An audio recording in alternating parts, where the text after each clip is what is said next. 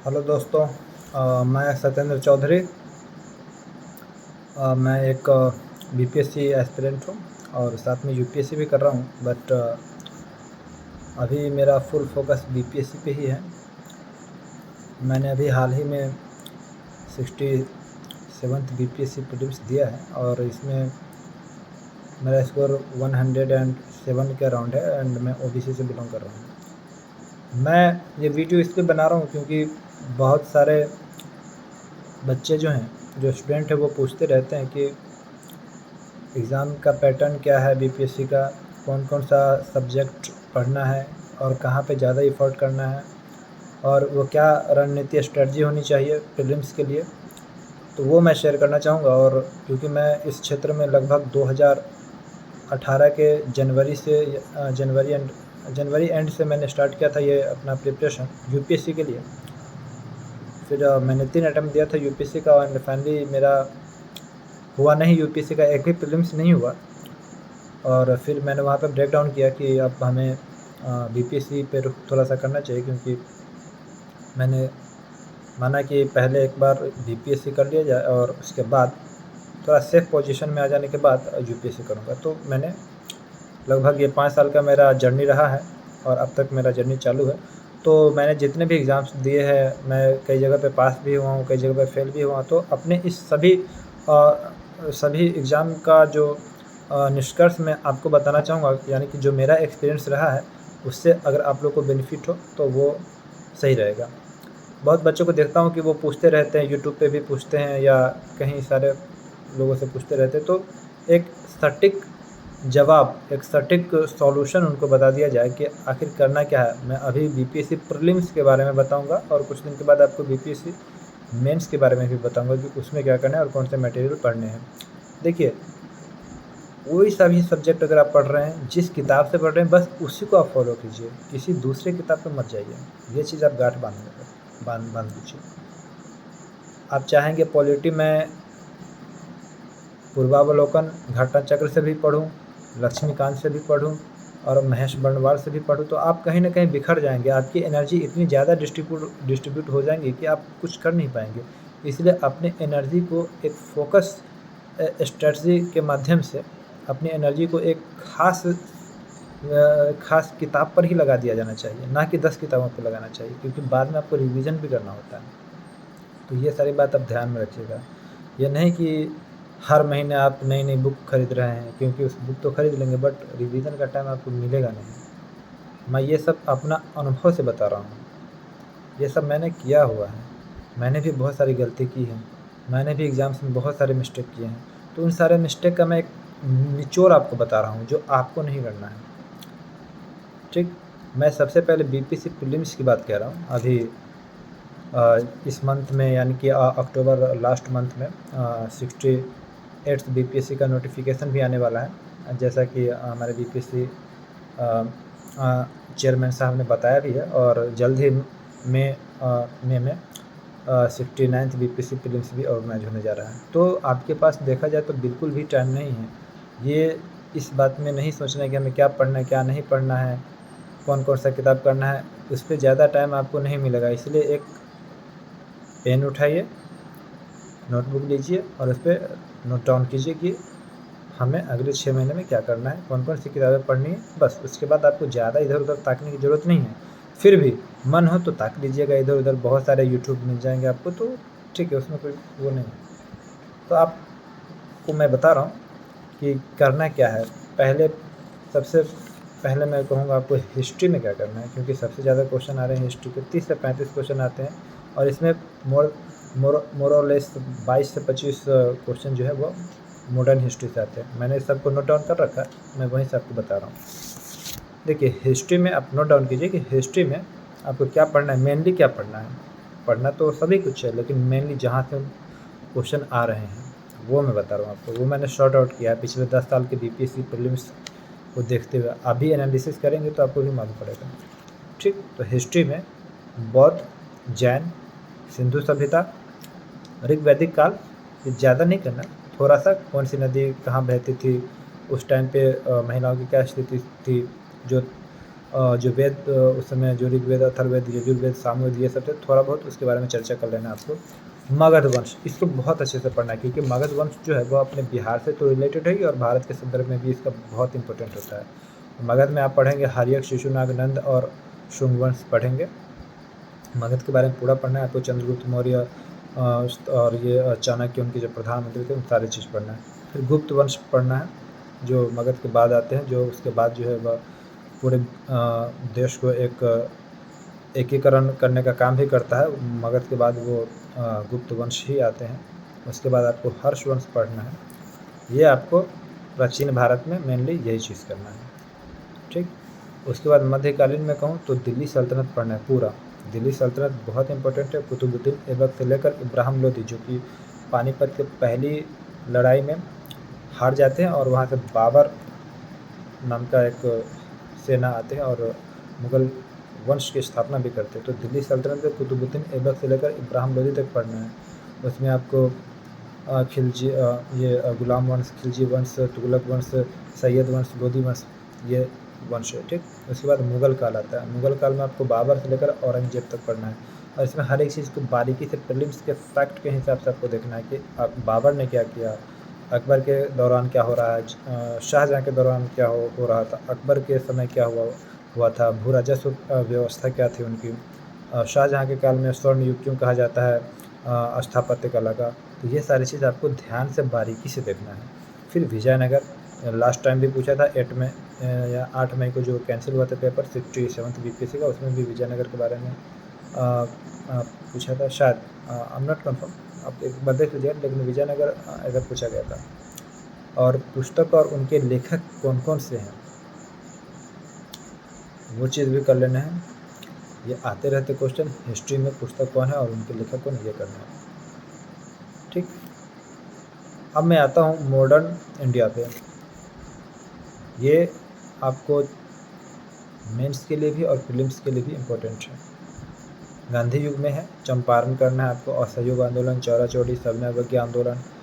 उसके बाद गांधी इरविन समझौता, गोलमेज सम्मेलन, तीनों गोलमेज सम्मेलन। फिर सांप्रदायिक पंचायत करना है, पूना पैक्ट जो है वो, व्यक्तिगत सत्याग्रह, क्रिप्स मिशन, अगस्त प्रस्ताव, वेवेल योजना, कैबिनेट मिशन, संविधान सभा और आज़ादी, ये चीज़ आपको करनी है। और यहीं पे 1857 की क्रांति है और किसान विद्रोह है, धार्मिक सुधार आंदोलन है और कांग्रेस अधिवेशन क्या है, IMP, ये सारे। अगर आपको मेंस पर्सपेक्टिव से भी पढ़ने हैं तो मैं कहूँगा आप एक स्पेक्ट्रम ले लीजिए। आपको थोड़ा सा ज़्यादा एफर्ट करना पड़ेगा, लेकिन ये फाइनल एफर्ट होगा। आपको बार बार इधर उधर ताकने झाँकने की ज़रूरत नहीं होगी। अगर आप प्रीलिम्स मोड पे पढ़ना चाहते हो, अब तो दृष्टि का आप क्विक बुक आता है, आप वो ले सकते हैं। अगर सिर्फ प्रीलिम्स मोड में अभी चाह रहे हैं कि मैं फ़िलहाल में प्रीलिम्स मोड में करूँ, तो आप दृष्टि ले सकते हैं। इसका क्विक बुक लीजिएगा, एक क्विक बुक आते हैं वो। अगर आप मेंस पर्सपेक्टिव से भी पढ़ रहे हैं, क्योंकि अगर अभी आपके पास टाइम है, पढ़ना तो मेंस है ही आपको आगे, लेकिन अभी लग रहा है कि आपके पास टाइम है इनफ, तो आप spectrum go through with the spectrum. But अगर नहीं टाइम है तो आप दृष्टि का ले सकते हैं। अब पॉलिटी का मैं बात करता हूँ, इसका आप पहले सोर्स समझ लीजिए। फिर से भाई, अगर पीटी के लिए करना हो तो आप दृष्टि ले लीजिए, लेकिन मेंस के लिए करना है, अभी टाइम है, तो आप लक्ष्मीकांत ले लीजिए। पढ़ना आपको लक्ष्मीकांत ही है, आप अपने टाइम के अकॉर्डिंग आप वो चीज़ चूज़ कर सकते हैं। तो पॉलिटी का आपको यही संसद है, कार्यपालिका, न्यायपालिका, विधायिका, पंचायती राज, निर्वाचन आयोग, मंत्रिपरिषद, मंत्रिमंडल, राष्ट्रपति, उपराष्ट्रपति, प्रधानमंत्री, राज्यपाल, मुख्यमंत्री, वित्त आयोग, राज्य केंद्र संबंध, संवैधानिक विकास और जो संशोधन जो हुआ था, इम्पोर्टेंट जो भी है वो चीज़। और जो संविधान जो बन रहे थे उस समय क्या स्थिति थी, उस समय कैसे हमारा संविधान बना था, संविधान सभा के द्वारा 1946 में कैबिनेट मिशन आई थी उनके द्वारा, तो वो चीज़ भी आपको यहाँ पे समझना है। तो आप लक्ष्मीकांत, ये बाइबिल है पॉलिटी के लिए, आप लक्ष्मीकांत के साथ जा सकते हैं। टाइम नहीं है तो आप कुछ बुक लेके दृष्टि का पढ़ लीजिएगा। हाँ, इसमें आर्टिकल जो बहुत इंपॉर्टेंट होते हैं, आप आर्टिकल जरूर ध्यान से रखिएगा। पूरे आर्टिकल नहीं, करीब 400 आर्टिकल है, पूरे नहीं करने हैं। जो इम्पोर्टेंट है, जो क्वेश्चन में आ रहे हैं बार बार, जो मौलिक अधिकार के जितने भी है, मौलिक कर्तव्य के हैं, DPSP के जो भी हैं, और वो जो इलेक्शन कमीशन का है, जो UPSC का है, BPSC आयोग, ये इन लोगों का जो भी इम्पोर्टेंट आर्टिकल, बस उसी को करना है, सारे नहीं करने हैं। वित्त आयोग के बारे में लगभग हर साल पूछता है, तो आप उस चीज़ को करें। राष्ट्रपति का, उपराष्ट्रपति का, राज्यपाल का, ये सारे आर्टिकल वो सब करें। पॉलिटी का हो गया। इकोनॉमिक्स का सोर्स बता देता हूँ पहले। देखिए, इकोनॉमिक्स का कोई सोर्स ऐसा कोई स्टैटिक बुक नहीं होता है। आपको देश का बजट और बिहार का बजट पढ़ना होगा। और बेसिक बुक कहूँ अगर आपको नेशनल इनकम क्या है, जीडीपी जीएनपी क्या है, ये सारे बुक पढ़ने हैं तो आप महेश कुमार बर्णवाल का बुक रेफ़र कर सकते हैं इकोनॉमिक्स के लिए वो। और इकोनॉमिक्स मेंस के लिए तो 11th क्लास की जो एक बुक आती है भौतिक कृषि अर्थव्यवस्था, ऐसा कुछ नाम है। आप 11th क्लास का एनसीईआरटी ओल्ड एनसीईआरटी वो बुक आप रेफ़र कर सकते हैं। लेकिन मेनली इकोनॉमिक्स के क्वेश्चन करंट अफेयर्स से ही आते हैं, ध्यान रखेंगे। ज्योग्राफी में 5 से 8 क्वेश्चन आते हैं प्रीलिम्स में। इसमें मेनली आपको करना है जनगणना 2011, भारत और बिहार दोनों के परिप्रेक्ष्य में। और जो प्रायद्वीप क्या है, प्रायद्वीप कहाँ कहाँ कौन सी सबसे बड़ी मरुस्थल, खनिज, नदी, बांध, ये सारे नदी को इसमें बहुत अच्छे से करना है। चूँकि बीपीएससी कर है तो बिहार की क्या क्या नदियाँ हैं, हर एक चीज़ बिल्कुल क्लियर क्लिस्ट होनी चाहिए, वो चीज़ ध्यान में रख लीजिए आप। नदी के बारे में अच्छे से पढ़िए, बांध के बारे में पढ़िए, खनिज कहाँ कहाँ मिल रहा है भैया बताइए। आप उसको मैप के थ्रू आप पढ़िए, उसको मैप आप एक रख लीजिएगा घर पे। मैप बहुत इम्पोर्टेंट है, रोज़ मैप आप देखें। आप ऑक्सफोर्ड का मैप ले लीजिए, हिंदी में भी आता है, इंग्लिश में भी आता है। आप जो घर पे आप पोस्टर लगा लीजिए, 10 रुपये का आता है, आप वो मैप ले लीजिए। आप रोज़ उसको देखिए, बिहार मैप को लीजिए, वहाँ पे देखिए, उसको ध्यान कीजिए कि कहाँ कहाँ पे कौन सा ज़िला है, और क्रमवार उसको पढ़ते जाइए।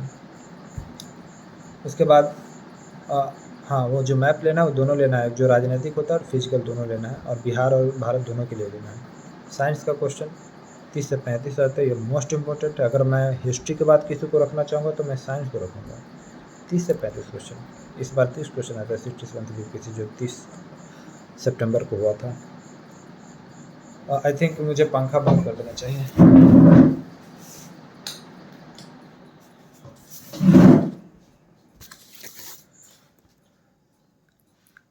साइंस में आपको सामान्य लुसेंट की बुक पढ़नी है। लुसेंट के अलावा कुछ नहीं चाहिए। जो मोटी सी बुक आती है सिर्फ लुसेंट सिर्फ वो साइंस के लिए वो पढ़नी है। बुक दिखा देता हूँ आपको, ये बुक है, आपको यही करना है। क्योंकि जो भी क्वेश्चन आते हैं यहाँ से लगभग आपको कंप्लीट हो जाएगा। क्योंकि साइंस में कुछ पीटी के लेवल पे थोड़ा फैक्चुअल बातें पूछी जाती हैं तो आप वो चीज़ कर लेंगे। सामान्य लुसेंट, हाँ, अगर और ज़्यादा मन हो कि और करना है मुझे तो आप घटना चक्र पूर्वावलोकन का सॉल्व कर सकते हैं। बायोलॉजी को खास ध्यान देंगे, बायोलॉजी क्वेश्चन पूछा जाता है। ठीक, करंट की बात करता हूँ, मोस्ट इम्पोर्टेंट 30 क्वेश्चन आते हैं बिहार और जो देश के लेवल पर लेकर और अंतर्राष्ट्रीय लेवल पर लेकर 30 क्वेश्चन इसके आते हैं। तो करंट में आप देखिए, किसी एक को मत लीजिए, या तो एडिटोरियल ले रहे हैं यदि एसपीडी ले रहे हैं, किसी को मत लीजिए। कभी कभी होता है कि एडिटोरियल में जो कवर नहीं किया गया है वो एसपीडी से आपको मिल जाएगा। कभी कभी होता है एसपीडी में जो कवर नहीं किया वो एडिटोरियल से मिल जाएगा। तो आप एडिटोरियल एंड एसपीडी को ले सकते हैं। मेरे हिसाब से अगर मैं कहूँ तो आप एसपीडी के साथ जा सकते हैं। एडिटोरियल का देखिए, एडिटोरियल बहुत अच्छा बुक है, बट वो टाइम बहुत ज़्यादा लेगा, बहुत टाइम लेगा। वो उसकी जो लैंग्वेज है, वो जो मतलब एक बात कहने के वो तरीके, वो 3 स्टेटमेंट में बताएगा। लेकिन एसपीडी है वो बिल्कुल टू द पॉइंट, बिल्कुल फैक्ट, वन लाइनर ही होता है उसका। तो आप ये करेंगे। लेकिन मेरे हिसाब से अगर टाइम है तो आप दोनों करें, अगर टाइम नहीं है तो आप सिर्फ और सिर्फ एसपीडी करें और उसके साथ गो थ्रू हो जाइए। क्योंकि एडिटोरियल पढ़ेंगे तो पढ़ तो लेंगे आप, आई नो, बट आप उसको रिवाइज़ नहीं कर पाएंगे। आप चाहेंगे कि 4th एंड 5th टाइम तक रिवाइज़ करें, नहीं कर पाएंगे आप। और एसपीडी आप कर लेंगे। तो टाइम के अकॉर्डिंग देख लीजिए, टाइम अगर आपके पास सफिशिएंट है तो दोनों कर लीजिए। हाँ, जो 69th दे रहे हैं बच्चे उनके लिए तो बहुत टाइम है, तो वो दोनों करेंगे। लेकिन हाँ, दोनों मैगज़ीन आपको पढ़ने हैं, दो कोई सा भी ले लीजिए। यदि एडिटोरियल ले रहे तो साथ में एसपीडी रख लीजिए, या एसपीडी ले रहे तो फिर एडिटोरियल ना रख के कुछ आप केबीसी का भी वो करंट आता है बिहार के लेवल पे, वो ले लीजिए। यूट्यूब चैनल में आप मैं आपको बताऊंगा क्या करना है। यूट्यूब चैनल मैं हो सके तो मैं खुद प्रोवाइड करवा दूंगा आपको। और एक दैनिक जागरण पेपर आप पढ़िए। दूसरा बात, मैथ सबसे आखिरी topic, I think math 10 question आते हैं। जनरल लेवल के क्वेश्चन होते हैं, ज़्यादा टफ नहीं होता है। और इसमें रीजनिंग के भी क्वेश्चन 2-3 होते हैं। इस बार तो शायद रीजनिंग का एक भी क्वेश्चन नहीं आया था और मेरे 10 में 10 सही थे इस बार, और मैंने इस पे टाइम भी दिया था लगभग अच्छे से। तो आप मैथ को करें। देखिए, मैथ को छोड़ना नहीं है, अगर आपको नहीं आ रहा हो तो डरना नहीं है, क्योंकि मैथ 10 में 10 आप ला सकते हैं ठीक से। और इसके क्वेश्चन वो डाउटफुल नहीं होते हैं, जैसे बाकी हिस्ट्री के क्वेश्चन से डाउटफुल होते हैं कि आयोग उसका आंसर क्या मान रहा है, इसमें ऐसा नहीं होता। तो आप मैथ को, कई बच्चे होते हैं मैथ को लास्ट टाइम के लिए छोड़ देते कि लास्ट में बनाएंगे, ऐसा बिल्कुल नहीं करना है। एक एक क्वेश्चन को लेकर चलना है।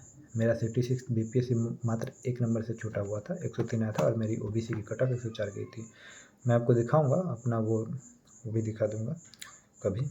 खैर वीडियो लंबा हो रहा है, आप इस